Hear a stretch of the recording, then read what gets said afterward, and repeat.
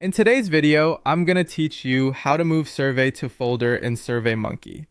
By the end, you'll know exactly where to click and how to confirm that your survey is neatly organized in the right place. First, head to the Surveymonkey homepage in your browser. Make sure you're signed in so you can see your projects. When you land on the homepage, you'll be on the dashboard, which is where your surveys are listed. This is the central hub for managing your work. On the dashboard, look through your list of surveys and find the one you want to move into a folder. If you have a lot of projects, it can help to use the search bar at the top or sort your list to make the survey easier to spot. Take a moment to confirm you're selecting the correct survey, especially if you have similar titles. Once you've found it, look to the right-hand side of that survey's row.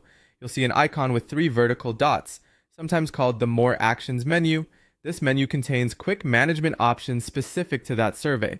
Click those 3 dots to open the menu. A small drop-down will appear with several actions you can take. We're focused on the organization action here. From that menu, click Move to Folder. This opens a small window or panel that lists the folders available in your account. It's designed to make it quick and clear where the survey will go.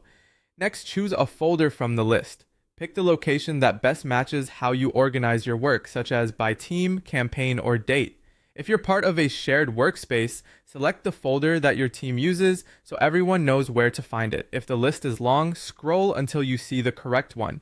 After you've highlighted the right folder, click Move to confirm. This applies the change and closes the panel. The action is immediate, and the survey's location is updated on the back end right away. You'll then see a confirmation message on the screen indicating that your survey has been moved. That message is your signal that everything worked. If you want extra reassurance, look for the folder label associated with the survey on the dashboard, or refresh the page to see the updated location. Moving a survey only changes where it's filed.